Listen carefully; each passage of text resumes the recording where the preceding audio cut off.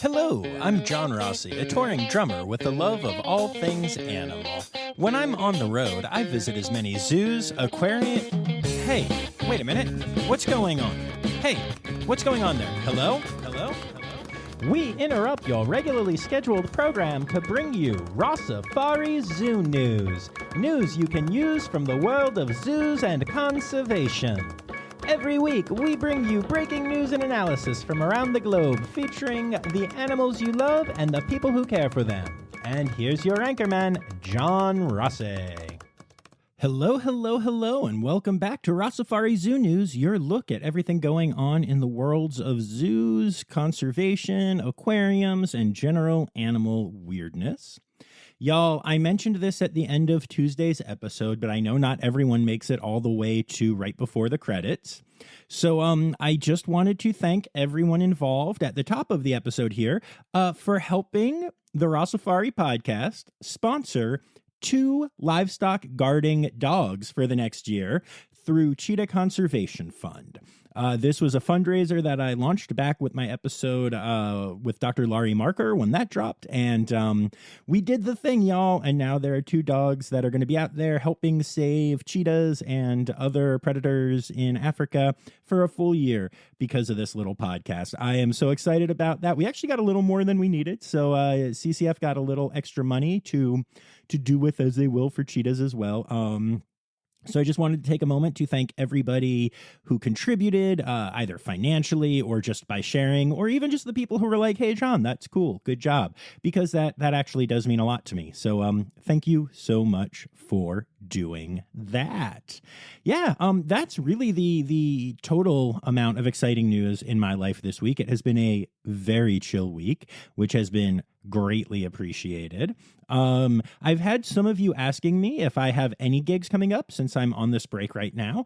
And towards the end of the year, I'm going to be embarking on a gig. But I can't really talk about it yet because, honestly, I haven't decided which one I'm going to do yet. I'm currently sitting on offers for 3 different things, all of which have different schedules and are in different areas. One of them is a tour that would take me to a bunch of places. 2 of them are more regional type gigs. But yeah, I will be back out on the road, and I will be letting y'all know where I'm going to be once I have made up my darn mind and figured that out. And of course, I'll be trying to find any facilities I can in the area that I can feature on the podcast. But don't forget, y'all, we are almost in September now, and September is the month of conferences, apparently.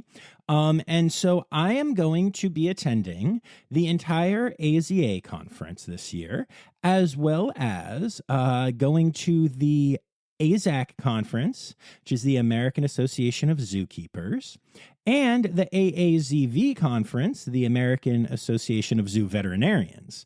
Let's see, AZA is in Columbus, and AZAC is in Akron, and AAZV is in Nashville. And yeah, I've already got some interviews lined up at the different conferences, but also I'm just going to be there covering them for the podcast, which is really exciting and fun. And I've actually got some new recording stuff to play with that I'm going to have available to me. And I'm hoping it will make it easier to maybe capture some stuff from the conference and share a little bit differently than I did last year from the AZA conference. But all of that will be coming soon, and I'm very excited to bring it all to you. But I think that's not what we're really here to talk about, so let's get to that.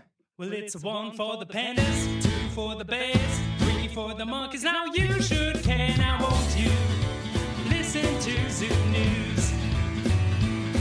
Or you could do anything, but why not listen to Zoo News? Well, it's a zoo.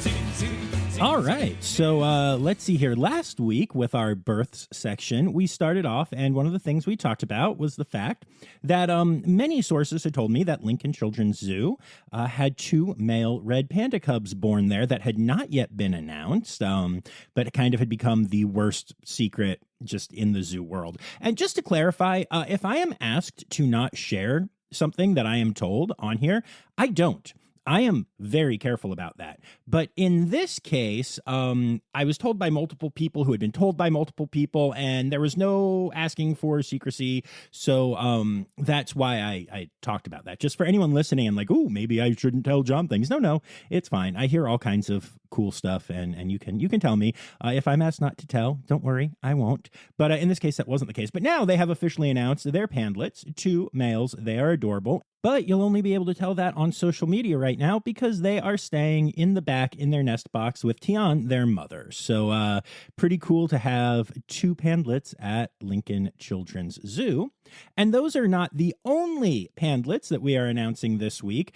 Y'all, when I said I'm good at keeping secrets, I was told about this a while ago, but Greenville Zoo, our friends at Greenville, have finally announced their birth of 2 red panda cubs, 2 pandlets at Greenville.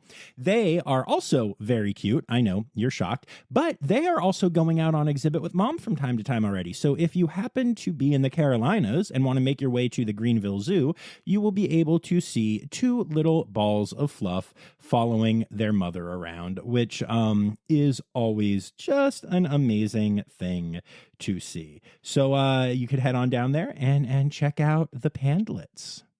And while I'm always the most excited to talk about pandlets, there was actually a birth that is making really huge news this week that we have to talk about. Our good friends at Bright's Zoo have announced the birth of a new baby giraffe, a girafflet. But it's different than any giraffe you've ever seen before because it doesn't have spots. It's just kind of a brown giraffe with like no markings. This is, contrary to a lot of reports, not the first time this has ever been seen in history, but is in fact the second time, as there is a photograph that is of another giraffe that is spotless, that was born in the Unio Zoo in Japan in 1972. So yeah, this is the second time that we know of that this has happened, which is pretty cool. And the zoo is asking people to help name their new baby. There are 4 names that you can choose from. They are Kipiki, which means unique, Ferali, which means unusual or extraordinary, Shakiri, which means she is most beautiful, and Jamela, which means one of great beauty. So if one of those names speaks to you, you can go to the Brights Zoo Facebook page and vote until Labor Day, which is September 4th. So go ahead and check out our friends at Brights Zoo, see this amazing, once-in-a-lifetime for a lot of us, animal, and help name it. Couple of other pretty exciting births this week. The Fort Wayne Children's Zoo has announced the birth of a baby Sumatran orangutan to 28-year-old mother Tara. The mother is doing an absolutely great job taking care of the baby, and the baby's already nursing and stuff, and it's very adorable. So that is going well. So congrats to the team there. The Wilds has announced the birth of a brand new baby giraffe, or a girafflet. Again, I always have to laugh at myself as I say brand new baby, but that's what a lot of these press releases say, and I don't think you can have a, not brand new baby, but that's what it says, so that's what I say a lot of the time. But yeah, anyway, the Wilds has a new giraffe that has been born to the herd, which is always great news. Cheyenne Mountain Zoo has announced the birth of 2 Amur leopard cubs, leoplets, named Basha and Mango, who were named after a very generous donor. And so these cubs are actually 10 weeks old now, so they've been around for a little while and are doing really well. And it's always really cool to see Amur leopard cubs, as they are really important, to their species. Not a lot left out in the wild, so good to have some new leoplets running around. And then for our births, the last 2 things that we're going to talk about here are species that don't always get a lot of attention, and I'm pretty darn excited that they are this week. So first of all, the Brookfield Zoo has announced the birth of a brand new baby addax, an adlet. And an addax, in case you don't know, is a type of antelope. And this is just a really cool hoofstock species. They're really beautiful. They have kind of wavy horns. I guess curvy would be a better word, but they look wavy to me. You can look it up if you don't know what I'm talking about. And this is a long tradition at Brookfield because they had the first addax ever born in the United States back in 1941 and have had over 140 addax births in that time. So I guess you could say that those numbers are really addaxing up. Anyway, hoofstock's awesome and deserves more props and social media attention. Speaking of which, our good friends at the Lehigh Valley Zoo have announced the birth of a scimitar-horned oryx calf. That's right, y'all. There is a new scimitar-horned orlet in the world, which is very, very exciting. It's just really cool to see. They are a really beautiful herd species that actually the herd of oryxes at this zoo is in a mixed herd with eland. They all live together, and it's really cool. And this is the first time that a calf has been born in the multi-species exhibit, which shows that they're all, doing well and comfortable with each other and everything. So very cool. Yay, Lehigh Valley Zoo. And so those are our births for the week. And now we're going to turn to our deaths. And I'm sure you know which the first one is going to be. Toki, the beautiful, wonderful resident killer whale at Miami SeaQuarium, who has been the subject of so much controversy lately and has been in many Zoo News episodes, as well as getting her own episode with the former trainer because people were trying to move her to a sea pen in Washington State that had never been built and reunite her with her mom, even though it's basically impossible for the whale in question to be her mom. And an NFL owner got involved and everything. Yeah, it's a weird story, and it's over now because, unfortunately, Toki has passed away. And when I say unfortunately, honestly, my take on this is that it might be for the best. Her house at Miami SeaQuarium, her tank was way too small and falling apart, and the government was stepping in and trying to make them fix it, and there was all kinds of drama. Moving her, was not gonna happen. I'm still convinced that I am not a conspiracy theorist, by the way, but I'm still convinced that it couldn't happen. There was no way they were going to get the permitting necessary. Jim Irsay, the owner of the Indianapolis Colts, who was the billionaire who was funding a lot of this, kept saying that it was going to happen really soon, but they never applied for permitting. They never spoke to NOAA or any other regulating bodies who would have to sign off on this decision. It was just a mess. And it was a mess for a lot of reasons. And honestly, even though she's gone, it is going to continue to be a mess for a little bit. So Miami SeaQuarium and the Dolphin Company, which owns SeaQuarium, announced that her body was going to be transported to the University of Georgia Veterinary Hospital for her necropsy. Now, I'm not going to lie, I actually love that for a lot of reasons, mainly because there are a lot of conspiracy theories around right now about whether she actually died from renal failure or whether, maybe she was killed to get rid of her or something like that. And I don't believe that is the case. I don't think that any of the vets or trainers that work with her would have been willing to do that. So hopefully a good necropsy from an independent place will put most of that to rest. I say most because, conspiracy theories are running rampant right now, which isn't great. Just like on the internet about everything. But yeah, so she's going there. But as soon as that was announced, a bunch of local media showed up with drones and captured footage of her being taken out of her tank and gotten ready for necropsy, and it's really gross and very clickbaity, and I highly recommend you do not look that up, please. Even if you're interested in that, I don't want you to give them clicks. The fact that that is a thing that news sources are doing just to try to get their clicks and get the extra story is really disgusting to me. It also creates a question because there is Lai, the dolphin, I believe I'm pronouncing that right, and I apologize if I'm not, who lived with Toki and is now all alone, still in this tank that is way too small for these animals and in disrepair. So there's now a petition begging Shed Aquarium to take this dolphin into their custody, as one of her former friends now lives there. And I've not heard a response from Shed yet, but the pressure is there. There is an online petition, and as these particular type of dolphins don't live at a lot of facilities, it would make a lot of sense if they're available to. But Shed also needs to be really careful and protect their population and everything. So it's a very nuanced and tough decision that needs to be made, but I am very confident that Shed Aquarium will make the right decision in the end.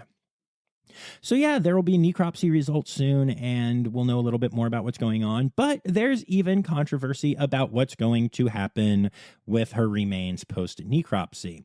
A story went out that the Georgia Aquarium will be getting her full skeleton and will be displaying it.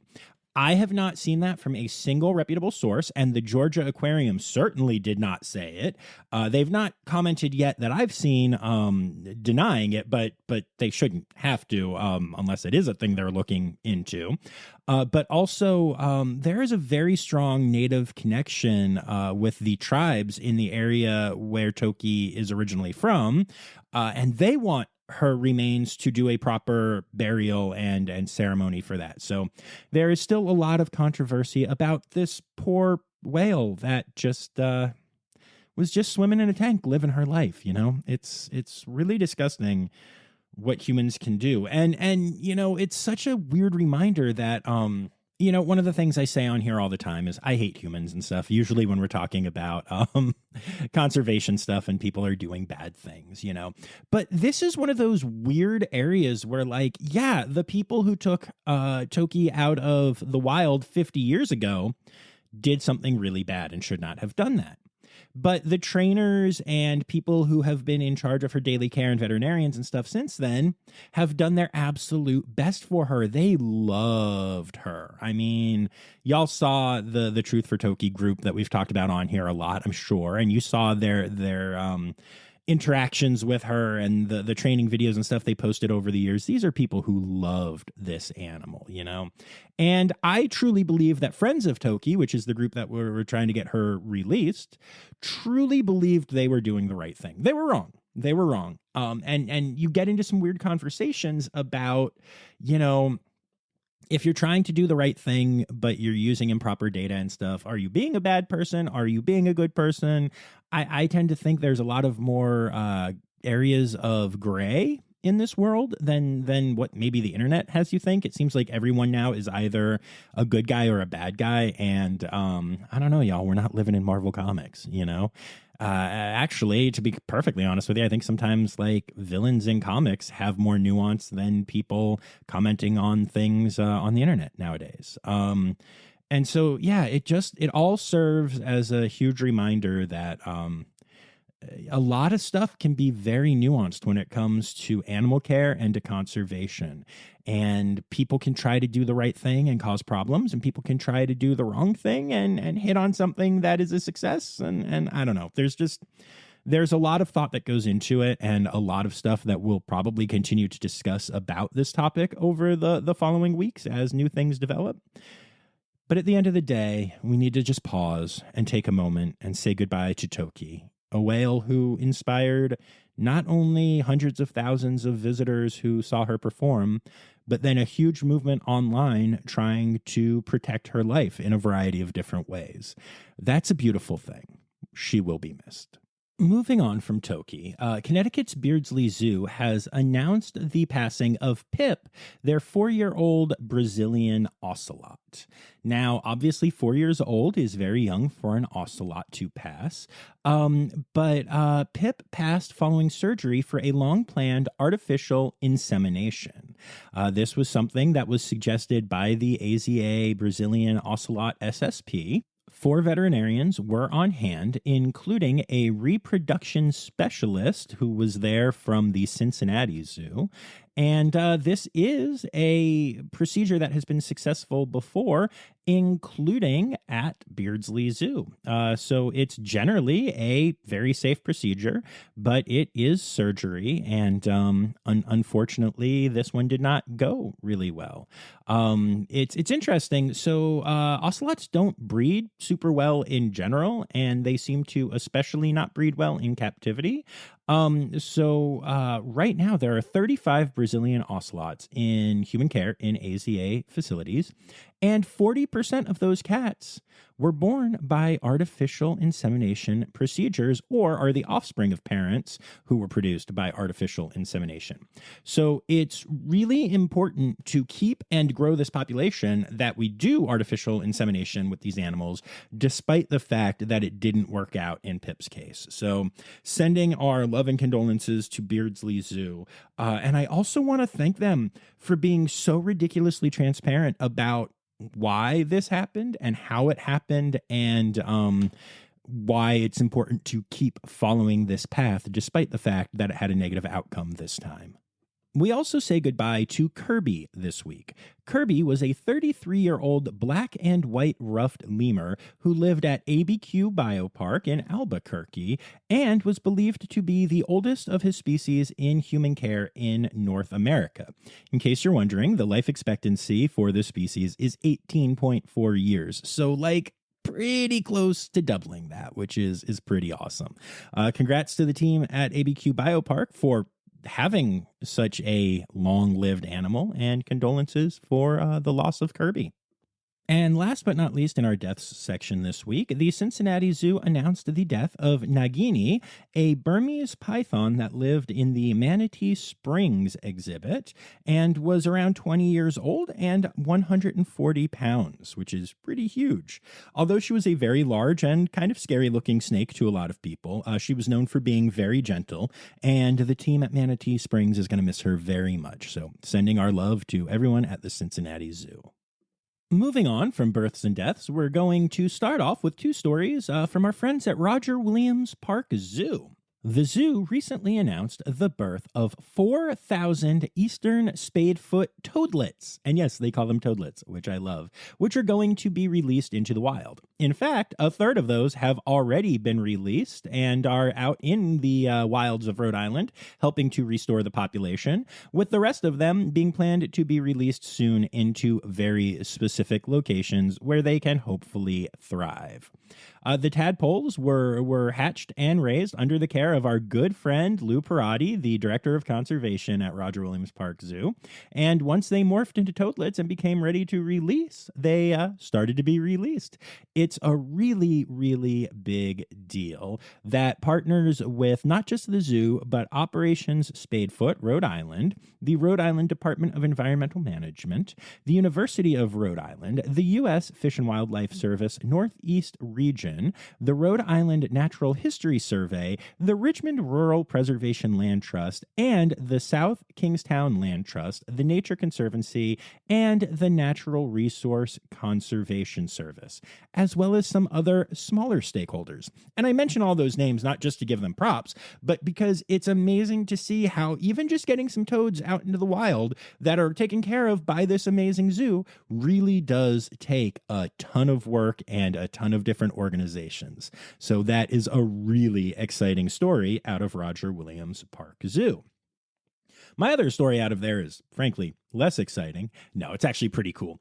The red panda habitat at the zoo is currently closed for renovations. That's the part that's less exciting.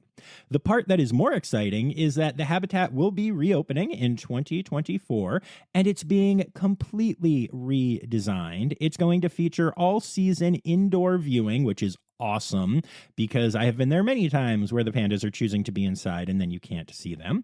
And also an updated habitat, both of which will feature loads of places for the pandas to climb and explore. I'm also personally hoping that this will mean that they'll have room for breeding and such, and that we'll have little pandlets at Roger Williams Park Zoo. Because I got to tell you, if I can go and see a tree kangaroo Joey and bentlets and pandlets all at the same zoo, I might just move to Providence, Rhode Island. I mean, my goodness, y'all. So pretty exciting times at Roger Williams Park Zoo. The St. Louis Zoo recently hosted a Toss the Tusk Day where people could come and turn in any ivory they might have with no consequences. Beyond just collecting the ivory and getting it off the market, the event featured some educational stuff where hundreds of visitors were able to learn about the massive loss of elephants due to the trafficking of elephant ivory. So that's very exciting, and I'm very proud of the St. Louis Zoo for doing it. And on top of that, there are going to be other zoos in the country that do it, so keep your eyes out for the Toss the Tusk events. And even if you don't have any ivory to contribute, try to go and support them if you can. It's a really good thing. The Honolulu Zoo has announced a partnership with Aloha Beer Company, and they're hosting something called Brews for the Zoo Night at Aloha, where from 5 to 10 p.m., anybody who goes there, all proceeds from all beer pints sold and from the sales of their exclusive collab teas and Trunks Up IPA six-pack will directly support the conservation of Asian elephants, including the two that live at the Honolulu Zoo. So I mention that not because I think a whole bunch of you are going to go running off to Honolulu right now, although if you do, take me with you. But I'm seeing this more and more, and I kind of want to put it out into the world because I know a lot of people who work at zoos, listen to the podcast.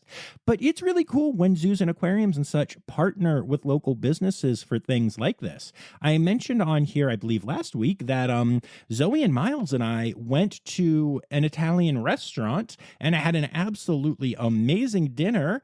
And a portion of the money that came from our dinner went to Aquarium of Niagara. It was this really cool partnership thing. And also, a bunch of the trainers ended up going there and eating there. I saw some friends from the aquarium, and it was really cool. It was a really cool event. And, it wasn't anything special that they really had to do. They partnered with the restaurant. Restaurants are often looking for donations that they can give and such because it is a tax write-off. And, there was no setup at the aquarium. Nobody had to work late. It was a whole thing. And they got money, and a lot of the people who love the aquarium learned about a new Italian restaurant. I did, and boy, did I love it. And it was just win-wins all around. So I would be looking for places that will partner with you on stuff like this if you work at a zoo. And if you see stuff like that, go and support it. I know Chipotle does this with a lot of different organizations and stuff. Go eat those meals and support organizations that are partnering with restaurants and other things in their community. Because not only does it help financially, but it gets the word out in the community that these places exist. Every single person that went to that restaurant that night who weren't already there to support the aquarium learned about the aquarium. They got a little paper saying, hey, you can support the aquarium and the aquarium exists, yay. And we got stickers for supporting the aquarium. And I mean, stickers are amazing. So yeah, I think it's a cool thing that everyone should be looking into, whether you work at a zoo and want to help make that partnership, or just keep your eyes out for ways to support places that are supporting zoos and aquariums like that. The Toronto Zoo has officially opened their new Orangutans of Gunung Lesor, Guardians of the Rainforest outdoor habitat, and now have their orangutans exploring it. And oh boy, are they. As soon as they were allowed out for the first time, Pupe, a 56-year-old female and original resident of the Toronto Zoo, stepped out and spent the entire morning searching through all of it, just exploring all of it. And it is a really cool place because there's a stream running through it that they're able to play in. There are awesome ropes they can climb on. There are even 75-foot towers that they can climb up to enjoy the breeze. It seems like the exhibit is really great for the humans looking and, more importantly, for the orangutans living in it. I, for one, cannot wait to get back up to Toronto and check out this incredible exhibit. And speaking of zoos and great apes, the San Antonio Zoo has announced some plans for expansion, starting with a new entrance for visitors this year, which will be in use by late November. And then by early 2025, they will be bringing gorillas back to the zoo after a 32-year absence. They're also going to be building a new event center at that time, so lots of exciting things going on at the San Antonio Zoo, especially getting gorillas back. A zookeeper at the Jackson Zoo in Jackson, Mississippi, was recently injured after being attacked by a monkey. The injuries were non-life threatening, but as yet, the details have not been released to the public, nor has any more information about the animal other than that it was a monkey. The keeper was in the exhibit taking care of the monkey, which, depending on the species of monkey, could be okay or not. And it was attacked, and that's all that's been released so far. But this is not the only issue that the park has had lately.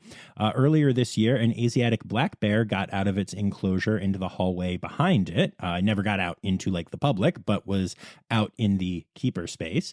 And actually, city leaders in Jackson are currently debating whether or not they should keep the zoo open for financial reasons as well as the safety concerns. So there is just a lot of drama surrounding this ZAA accredited zoo, which until 2016 was AZA accredited, but then gave up that accreditation and joined the ZAA instead.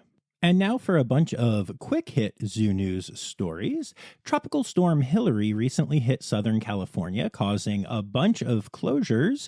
But despite the facilities being closed for literally just part of a day in some cases, seems like everyone came through it okay. And so far, I haven't heard any negative things from those facilities about the tropical storm hitting in California, other than the fact that it's really weird that a tropical storm hit in California.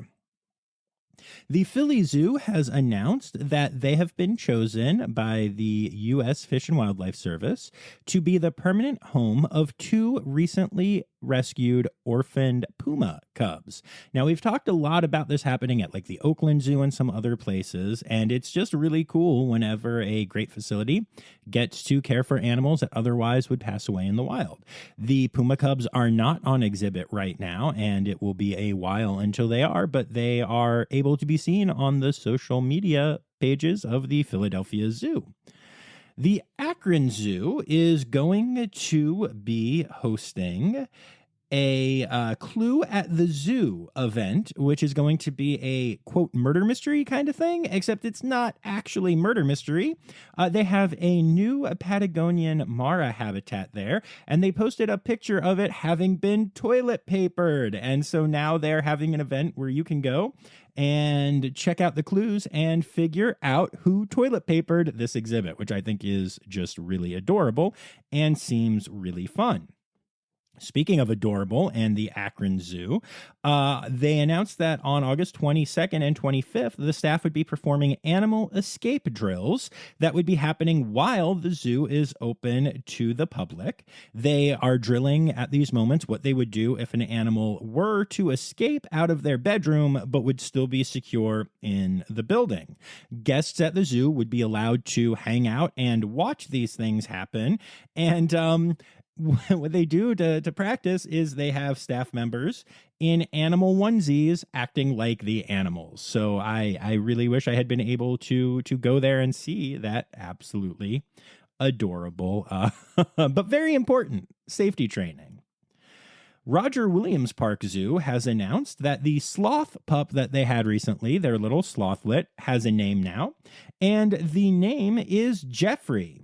The sloth was named in honor of a zookeeper's family member who recently passed away, which is a really beautiful thing, and I love that they allowed the name to be Jeffrey, so I thought that was very cool. And speaking of baby sloths, the Cincinnati Zoo has finally announced that Lightning and baby Juno are on exhibit at the Animal Ambassador Center in the Children's Zoo, where you can normally go and see Lightning. You can also see my Binturong friend Lucille, and Rico the porcupine. It's a good place, just saying. But you may remember that there had been some questions about Lightning's health. She recovered slowly from giving birth, but now all seems to be great, and she is on exhibit with the baby, so you can go and see that. And while we're talking about sloths, you can now go to our good friends at the Greensboro Science Center and meet the new star of the Greensboro Biodome, Indy. Linnaeus two-toed sloth. So this is going to be a sloth that ends up living in their expedition rainforest, the Greensboro Biodome project that is coming down the line. But the sloth is already at the facility, and you can go and see Indy on exhibit currently in their Amazon exhibit in their aquarium. So very cool and a great opportunity to see a sloth there as well. So many sloths that you can go see in a row. You're welcome. And then finally, for the quick hits, Beardsley Zoo is hosting an otter naming contest for their little baby otlets. So if you're interested in that, go and check out their social media pages and vote for the otter name that you like best.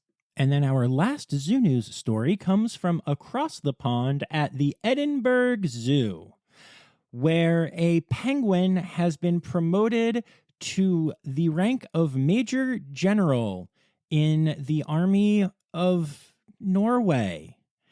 This is not a joke, y'all. Major General Sir Nils Olav III, Baron of the Bouvet Islands, is now the most highly decorated penguin in the world. That's because, A, penguins don't get decorated by militaries ever. I was going to say very often, but really ever. But also because this is the third highest rank that you can have in the Norwegian Armed Forces. So the reason this is happening is that the penguin in question is actually the official mascot of the King's Guard on Norway. And so this is a big pomp and circumstance thing that they enjoy doing. Over 160 uniformed soldiers visited the zoo in Scotland to bestow this honor upon the king penguin and did full-on military pomp and circumstance for it. Now, this is just like a ranking up because the penguin in question was already a brigadier. So it's pretty exciting. As a matter of fact, this king penguin actually wears epaulets. So you can go and see pictures of that. They are every bit as ridiculous as they sound. But yeah, there was a full, like, not only all those soldiers, but they had a drummer and some bugle players and all kinds of stuff to do this properly. So I guess congratulations to the most awarded penguin in the history of military penguins? ? Stereotypical animal podcast theme song. Here to bring you to conservation news. All right, y'all. So this first story brought to my attention an organization known as NAPSA, which is the North American Primate Sanctuary Alliance, which I've just started to delve into a little bit, and I think they look really amazing. I'm really excited to learn more about this organization and the work they are doing to help primates that have been treated poorly. Sadly, the reason that I discovered them is that I was sent a story about the fact that the Lawrence County Fair is currently planning on hosting a banana derby monkey rodeo. This is in Pennsylvania. Now, I don't know why my birth state has become almost as bad as Florida with all the crazy animal stories that I'm sharing, but they're planning on having a monkey rodeo. And I debated whether to put this in conservation news or in other news, since it's about, specific animals being mistreated. But the truth is that there is all kinds of evidence out there now that when we see primates in human type things, whether it's pictures of them in clothing or apparently them doing an entire stinking rodeo, it makes people think of them as pets and makes people think of them as not wild animals and hurts conservation efforts.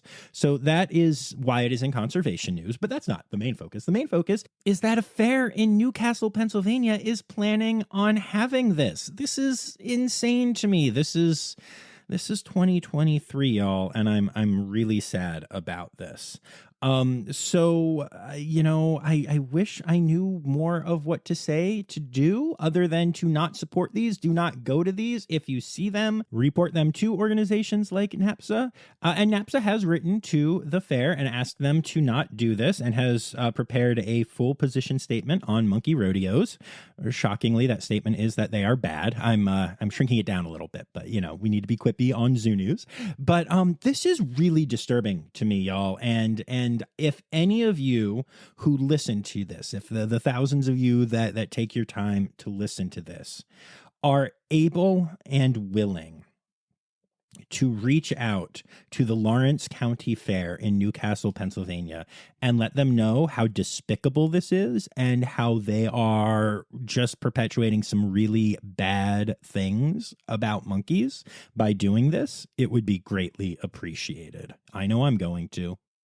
All right, on a happier note for our conservation stuff, I mentioned a few weeks ago that there was an organization that tracks sea turtle nests in one specific area of Texas, and they noticed that there were record numbers of sea turtle nests already for the year there, despite the fact that the year is not over yet and nesting season is not over yet. Well, it turns out that was not alone, as all throughout the Carolinas and Georgia and Florida and Texas, reports are coming in saying that sea turtle nesting is hitting an all-time high since we started tracking it. People aren't entirely sure why, but I'm going to take this as a win that conservation efforts are working and making people care about these animals is working. And it's just really, really exciting news. So there's good news for sea turtles. Yay! All right, so apologies in advance if I pronounce this word wrong, but I looked up the pronunciation and there are multiple different ones online. But a giant insect that has been absent from its home in New Zealand for almost 200 years is now making a comeback. This is a wetapunga, which is the largest of 11 species of giant weta and one of the world's largest insects that actually emerged before dinosaurs and then outlived them until right around 1840 when they were wiped out by predators that had been introduced to the islands of New Zealand. There were a few individuals left. They weren't completely extinct by that year. And some of the ones that managed to make it into the 2000s were collected by the Auckland Zoo, which had been breeding them with the aim of reintroducing them into the wild. And last Wednesday, over 300 juvenile wetapunga were released onto 2 islands in the Bay of Islands, which is a great name for a bay containing islands that happens to be in New Zealand. This has been a conservation effort that is 20 years in the making, as they had to restore native flora and fauna to the islands that had been wiped out in order to create the proper environment for this insect to live on. In case you're wondering, the bug in question kind of looks like a grasshopper and is about the size of your hand. So good luck sleeping tonight now that you know that. But congratulations to the team for getting these animals back out into the wild. Since I already talked about a horrible thing happening in Pennsylvania, it feels only right to point out that Florida's keeping up. Don't worry. A photo of a person holding a dolphin out of the water in Florida has prompted an investigation. Just a quick reminder to everybody listening to this, if you see dolphins in the water, leave them there. Just no, stop it. Bad human. So as if polar bear conservation efforts aren't challenging enough already, one of the most important things that we need to do is get data from polar bear DNA. And the problem with that is that most of the polar bear monitoring and the ability to get that DNA is done using aircraft, which rely on landing on sea ice, which is melting and going away. So it has actually become much harder to get that DNA and track polar bears because we can't send planes to the areas where they are and find enough sea ice for them to land. This whole climate change thing is very real, y'all. However, scientists are starting to make up for this gap in data collection by turning to eDNA, which is environmental DNA, which is found in the skin cells left behind in polar bear footprints as they track across the snow.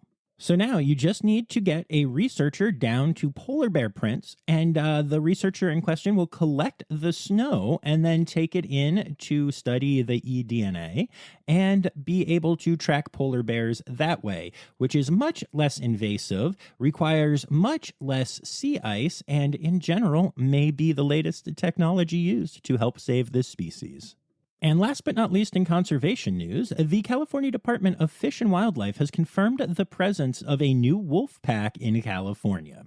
This is a gray wolf pack, and gray wolves are native to California, but had been completely removed by the state by the 1920s, and they remained out of California until roughly 2011, when a few gray wolves crossed the state line before then leaving and going back to Oregon.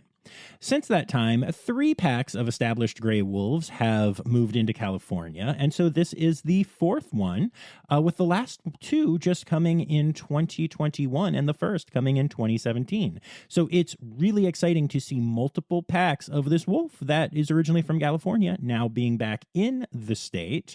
And friendly reminder, they are protected under California's Endangered Species Act, as well as being federally protected in California under the Federal Endangered Species Act. So it's really great news to have them back, and hopefully those protections hold and the gray wolf can start to take back more of its range in California. It's time for other news. It's time for other news. Hey, now, right now, it's time. It's time for other news. Hey, it's a segue to the part called other news. All right. So the Audubon Society has announced that they finally think they understand how fish show up in isolated ponds and puddles that have no waterways that connect them to make it make sense that fish got there. It seems like mallard ducks are responsible for ferrying fish eggs between water bodies near and far. So basically, these mallards share their ponds, marshes, and lake edges with spawning carp, and the eggs float in the water or sink to the shallows and attach to submerged plants. Then the mallards eat there, and it seems like some of those eggs remain alive and intact as they pass through the mallard's acidic gut. They did a study and they found out that this is what happens. And so now when you see any of those weird things where you see like a completely isolated pond that has fish in it, or you see even sometimes you'll see puddles that have little fish in it, and you're like, how is that possible? This is going to dry up soon. That fish was born as an egg, got eaten by a mallard, got pooped out in that area, and then it hatched. So that is a poop fish. That is what you are seeing. You are seeing a poop fish. Just thought you'd like to know. Also, things that I thought you might like to know. Zoo Pals plates are back. They were discontinued nearly 10 years ago. But these are little plates that are animal looking, and they're the main part of the plate is the animal's face, and then there are 2 little like side dish cups that, depending on the species, are either the ears or, like in the case of a whale, the tail, or like the feet of a turtle. They are really, really adorable, and you can find them online. All 10 of the original plates are available, including Tina the tiger, Theo the bear, Speckles the ladybug, Shelly the turtle, Puddles the duck, Cosmo the cow, Domino the Dalmatian. I don't see a lot of Dalmatians in zoos, but whatever. Curly the pig, Fritz the frog, and Baloo the whale. I generally don't encourage using disposable plates, but if you need to, Zoo Pals are the way to do it. And then last but not least in other news, the Edinburgh Fringe Festival has officially awarded their award for the funniest joke of their festival, and it is relevant to our podcast. Comedian Lorna Rose Treen was voted the winner when she said, "I started dating a zookeeper, but it turned out he was a cheetah." And there you have it, folks. Funniest joke at the fest. I know I laughed. Animal, animal, animal holidays. Animal, animal, animal holidays. All right, and that brings us to our animal holidays for the week. It is the last full week of August, which is National Parks Month, National Catfish Month. August is for Antelope Month and Asian Elephant Awareness Month.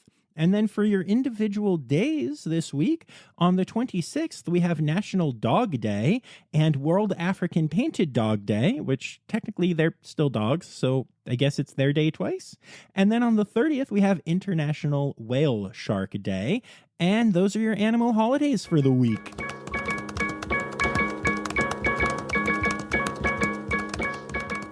All right, folks, there you have it. Another episode of Rossifari Zoo News is in the books. I would like to say thank you to my Red Panda level patrons, Dr. Laura Schenk and Dr. Stephen Williamson, and to remind you all that you can support the podcast for as little as $3 a month by going to patreon.com/Rossifari.